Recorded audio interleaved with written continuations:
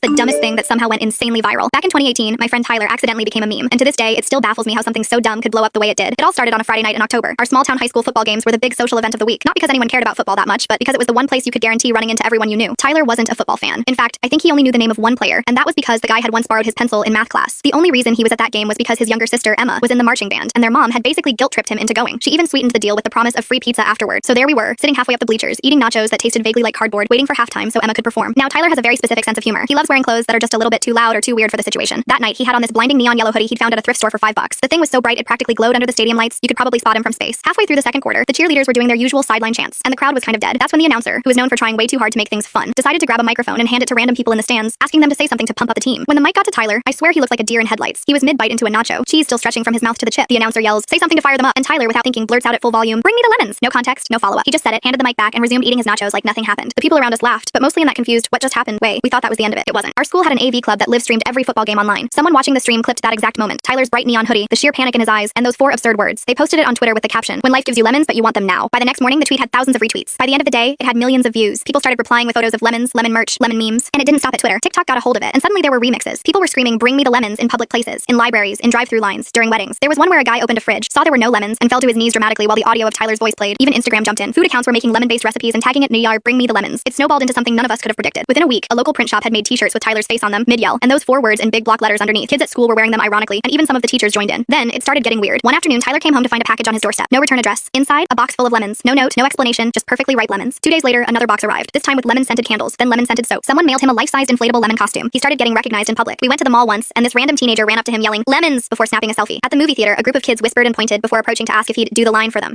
But the strangest part was when brands started getting involved. A lemonade company posted on Twitter, "We heard you, Tyler, we're bringing the lemons." They actually sent him a crate of their drinks and asked if he'd post a photo holding them. He refused because, in his words, "I'm not selling out for lemonade." A kitchenware brand used the audio of him yelling in a commercial for a lemon squeezer. Even our mayor got in on it, tweeting a photo of the town's welcome sign with "Home of Bring Me the Lemons" taped underneath. It all came to a head when the local news station interviewed him. He tried to downplay it, saying he just panicked and said the first thing that came to his mind. But of course, the news crew couldn't resist ending the segment by having him yell the line into the camera, and that clip went viral again. At this point, Tyler was equal parts amused and annoyed. He couldn't escape it. People would yell "lemons" across the street when he was walking to class. Even his professors started making jokes. For Halloween, he went to a party dressed in that same neon hoodie, carrying a basket of lemons. He didn't have to explain the costume to anyone. The fame lasted about 6 months before it started fading. New memes came along, and the internet moved on, but it never fully went away. Even now, if you Google "Bring me the lemons," Tyler's face is still the first result. The original clip lives on in reaction GIF form, and every once in a while, some random account will repost it, and it'll get a mini resurgence. We still call that neon hoodie the lemon hoodie, and he refuses to get rid of it. He says it's his retirement plan, though I'm not sure who's buying used hoodies for millions of dollars. The funniest part, to this day, Tyler swears he has no idea why lemons popped into his head. He's not obsessed with lemons. He doesn't even particularly like lemonade. He thinks maybe he'd seen a lemon meme earlier that day, and his brain just grabbed it when he froze under pressure. Or maybe, just maybe, the universe wanted to give the internet one of the dumbest viral moments of all time. Either way, every time I see a lemon at the grocery store, I hear his voice in my head yelling, "Bring me the lemons!" When did you realize your sibling was protecting you all along? I grew up with an older brother named Daniel. He was 3 years older than me, which meant he was always just far enough ahead in life to seem like he had it all figured out. To me, he was the typical older sibling, bossy, annoying, always telling me what to do, and constantly acting like he knew better. We fought all the time over small things. Who got the bigger slice of pizza, who had control of the TV remote, or whose turn it was to do the dishes. As a kid, I honestly thought he just liked making my life miserable. But the truth, the part I didn't realize until years later, was that he was protecting me in ways I never saw. The clearest moment came when I was about 16, though the seeds had been planted long before that. Back in middle school, I was a quiet kid, shy and awkward. I wasn't bullied horribly, but I was teased enough to feel like an outsider. I never told my parents about it, and I definitely didn't tell my brother. I figured he'd just laugh at me. What I didn't know was that he already knew. Apparently, one of his friends had overheard kids making fun of me and told him. I found out much later that my brother had confronted those kids behind the gym one day. He told them, "If you mess with my sibling again, you mess with me." And coming from Daniel, who was taller, louder, and already had a bit of a reputation, that was enough. The teasing stopped almost overnight. I thought maybe the kids had just gotten bored of picking on me, but no, it was my brother standing between me and them. Fast forward a few years to high school. I had just gotten my license and was feeling independent. One night, I went to a party I probably shouldn't have gone to. Things got out of hand, drinking, people doing stupid stuff, and I felt way in over my head. I remember sitting in the bathroom panicking because I didn't want to call mom and dad. Out of desperation, I called my brother. He didn't yell at me, didn't lecture me. He just sighed and said, "Stay where you are. I'll come get you." He showed up 20 minutes later, stone-faced, walked me out without a word, and drove me home. The next morning, I braced myself for the lecture of a lifetime, but it never came. He just looked at me and said, "You're smarter than that. Don't put yourself in a situation like that again." And that was it. He never told our parents. He took the heat for me by keeping my mistake a secret. But the biggest moment, the one that really made me realize he had been protecting me all along, came during my senior year. Our parents were fighting a lot back then. Money was tight, and the stress was high. I tended to escape to my room and drown it out with music. But my brother, he took the brunt of it. I didn't see it at the time, but he was always the one stepping in, arguing back, distracting them, making himself the target so that I didn't have to be. One night, after a particularly bad argument, I found him sitting on the back porch with a beer he'd stolen from the fridge. I sat down next to him, and for the first time, he opened up to me. He said, "You know why I'm always hard on you? It's because I don't want you to have to deal with this crap. If I can keep you focused on school, on friends, on anything else, maybe you won't notice how bad it is sometimes." That's when it all clicked. Every fight we'd had, every time he seemed overbearing, every moment I thought he was just being a pain. It wasn't about control. It was about protection. He was carrying weight so that I didn't have to. He was shielding me from things I wasn't ready to handle. I remember sitting there in silence, realizing that my brother, the same one I thought was just a pain in my side, had been my shield all along. He wasn't perfect. He messed up plenty. But in all the ways that really mattered, he was protecting me. Now that we're both adults, we laugh about it sometimes. times. He'll tease me and say, "You were such a clueless kid." And I'll shoot back, "Yeah, well, you were a pain in the ass." But deep down, we both know the truth. He was my protector long before I ever understood what that meant. So when did I realize my sibling was protecting me all along? It wasn't one single moment. It was the sum of all those little sacrifices, all those unseen battles that I only recognized once I was old enough to understand. And looking back, I wouldn't trade him for the world.